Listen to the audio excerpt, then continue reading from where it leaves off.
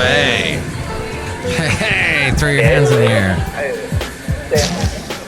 Mike's Daily Podcast. And say anyway. Anyway. Because that's where we are. Cafe Anyway, somewhere in Podcastro Valley, the last place on earth. And the show called Mike's Daily Podcast. It's been a long couple months. And now I have to say I have had enough. And this is what you need to do. And this is what it is to play in this world, this life. You have to say enough.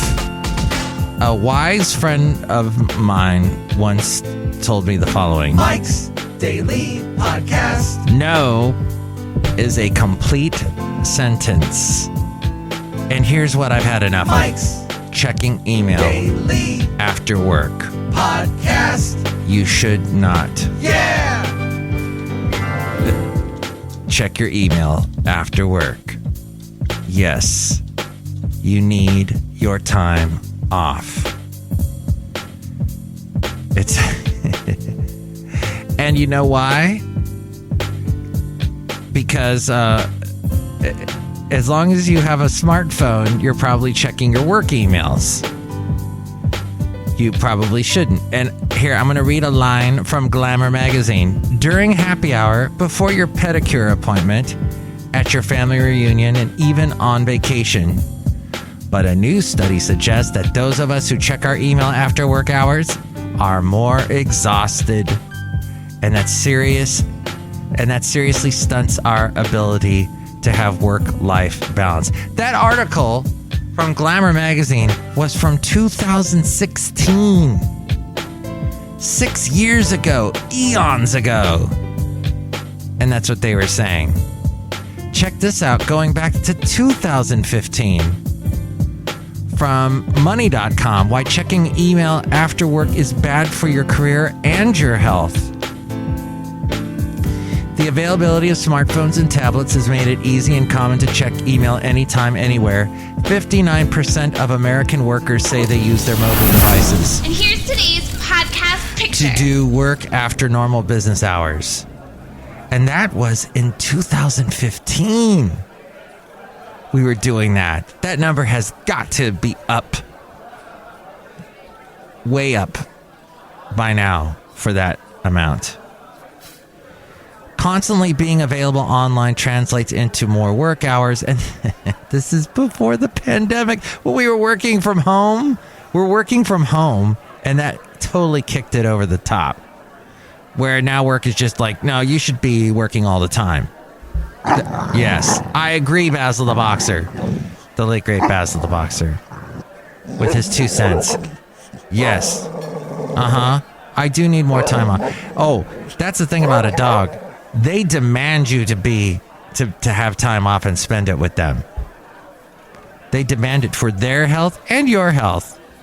I don't have a dog now, but when I eventually get one, sometime this year, I'm predicting, later on this year, I think it is going to be all about time for myself.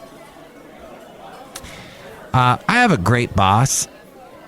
Really great boss, and I told him, I asked for a day off last Wednesday. I was talked out of it, and I think I'm being pushed too far. I've had last month was incredibly stressful for me. We had to change our whole system that we use, not here at Cafe Anyway, but at my work, and just a lot of stuff had to be done very quickly. I had to adapt on the fly. And I think that we all need time. We need time for ourselves. Especially when you're checking emails after work, it can seriously intrude on your personal life. The survey back here in 2015 found that I think the podcast picture will be from 2015. I'll pick something. See it at MikesDailyPodcast.com. But they found that 68% of people checked work email before 8 a.m. 50% checked it while in bed. 57% did it on family outings, and 38% regularly do it at the dinner table. And this was in 2015. You can only expect those numbers have got to have gone up. And you can't do that. It can lead to serious health problems. In the journal Chronobiology International in 2015, it found that checking your work email at home or taking a call from the boss on weekends could lead to psychological, gastrointestinal, and cardiovascular problems. And I have been experiencing, thankfully not cardiovascular problems, but some gastrointestinal. Not huge, but just like enough. And I think it has to do with just the stress of it all. If you don't want to be constantly connected, set expectations up front by not getting into the habit of monitoring and responding to email after hours unless there's an important reason to do so. And if it's just part of your company's culture, ? Well, then you have to decide whether that's a company you want to work for. Well put.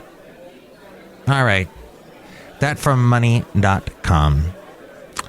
So, the last podcast, we were discussing, all kinds of things. Those bizarre weapons of destruction. I don't know if it's mass destruction that Raytheon was working on.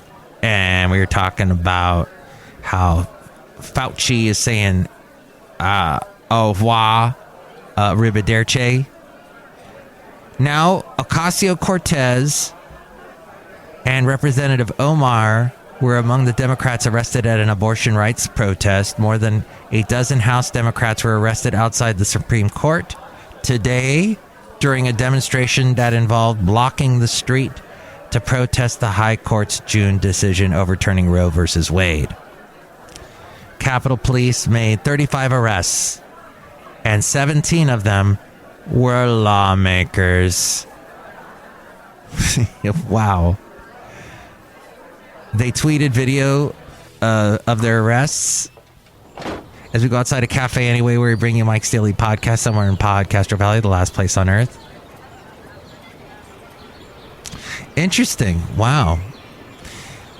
I wonder what, this is very interesting because, okay, so here you've got a couple Democrats that got arrested. So now they've got a record.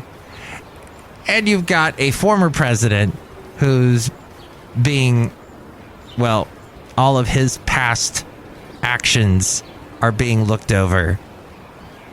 And the people that are pro that ex-president are saying things like, this is kabuki theater. I hear that all the time. They love that line about the whole Capitol riots hearings. It's kabuki theater. No one cares. Yeah. Tell that to all the people watching. No one's watching. No, you'd be surprised. If they're not watching, they're hearing about it at night on the talk shows, on the late night talk shows from their more liberal friends talking about it. But just ignore it. Just put up the walls like we were talking about in the last podcast. Amy's Kitchen, a frozen foods company based right here in the Bay Area, announced yesterday the upcoming closure of its San Jose production plant. With the inflation that's going on, we had a huge increase in costs. We had supply chain disruptions. We're experiencing a lot of staff turnover and labor shortages. A lot of things disrupted production and created startup problems. Fred Scarpula, the acting CEO and chief culinary officer, said. Amy's Kitchen was founded in 1987. It's got headquarters in Petaluma. Have you visited Petaluma? Maybe I should post a picture of Petaluma. See it at MikesDailyPodcast.com. Opened the San Jose production plant in March of last year after a year of inflation, skyrocketing material costs, labor shortages, and disruptions in the worldwide supply chain. The company says they were very sad to make the decision to close down the plant that will terminate 300 jobs. Amy's Kitchen has been in the news for other reasons. In January, factory line employees at the production plant in Santa Rosa filed a complaint with the California Division of Occupational Safety and Health. The workers alleged unrelenting managers, poor working conditions, and demanding production mandates. Some of the allegations included 0 bathroom breaks during a shift and injuries sustained from repetitive motions, even after complaints of severe pain. A movement of solidarity grew from the alleged poor working conditions. Mandela Grocery Cooperative in Oakland was among the first stores that started a nationwide boycott of Amy's products by pulling items from its shelf. 2 co-ops in Portland followed suit, and Rainbow Grocery in San Francisco considered doing the same. That all from the MSN.com, and Nico Madrigal-Jankowski wrote that article. And finally, Eddie Murphy is going to star in a holiday comedy called Candy Cane Lane. And you know where you can watch it? Not in the movie theaters, because nothing that Eddie Murphy does now goes to the movie theaters anymore. It's all on streaming. But instead of it being Netflix, like the past couple of things he did, it's going to be on Prime Video, Amazon. So Reginald Hudlin is going to direct the film, and it's produced by Amazon Studios. Imagine Entertainment. Why, isn't that Steven Spielberg's thing? And Eddie Murphy Productions, from a spec script written by Kelly Younger and inspired by Younger's childhood holiday experiences. Murphy's going to produce, serving alongside Imagine's Brian Grazer, who's got the bizarrest hair I've ever seen, and the company's president of features, Karen Lunder, and Charisse Hewitt Webster. And somewhere in all this, I'm sure, there's a Ron Howard. Because don't they all work together? I think they do. Okay, I know that was so not fascinating, but if you're into Eddie Murphy, there you go. All right. Somewhere in Podcastro Valley, the last place on earth outside a cafe anyway. Look who's here. Hello, Mike Matthew, the Chely Shoehart gift shop supervisor. Oh my gosh, that's really amazing what you were talking about just then, Mike Matthew. Yeah, right. Don't check your emails after hours. Yes. This is what we've learned today. Don't do that.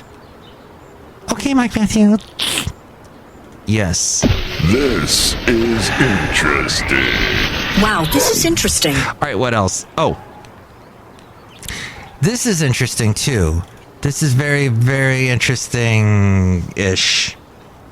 And that is that the new music is shrinking in popularity. And this was written by Charisse Frugier. The coolest name in radio. But she wrote this article for allaccess.com. And she said, Music Business Worldwide is reporting that... And I once drank wine with her at a bizarre lounge of a hotel that featured a very bizarre, rich clientele. I think we had just come from a Blue October concert at the House of Blues across the street, and I think that's all closed up now. Memories. But she writes, Music Business Worldwide is reporting that current music in the United States isn't just losing market share, it's actually getting statistically less popular.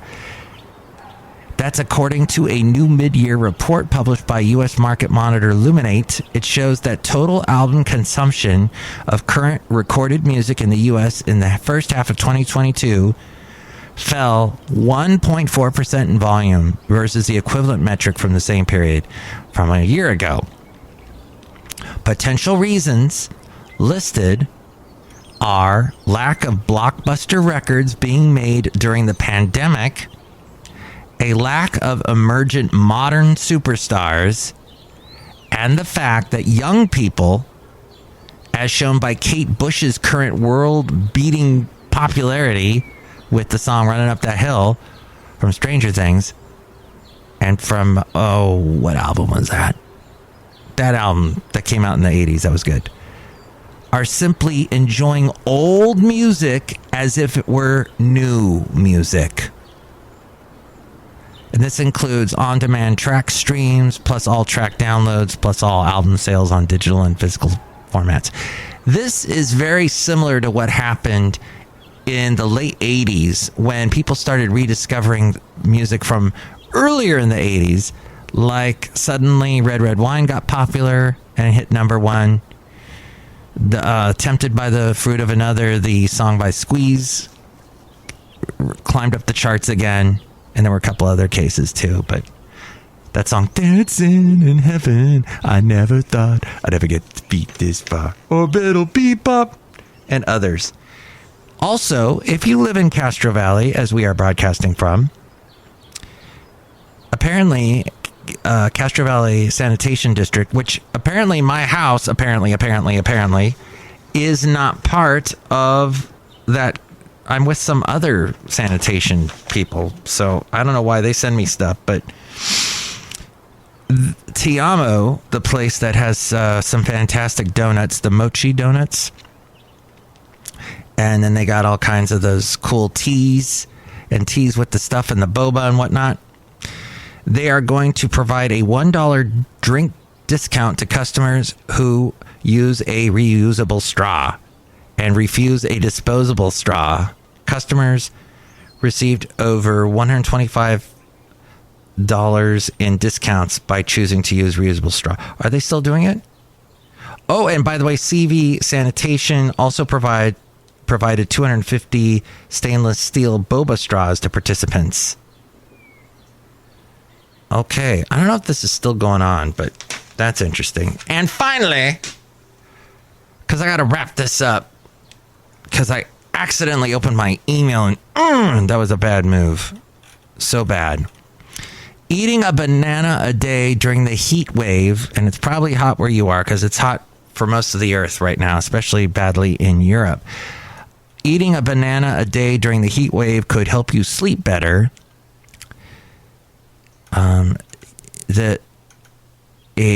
When we sweat, we lose potassium, which is really important for the functioning of the nervous system.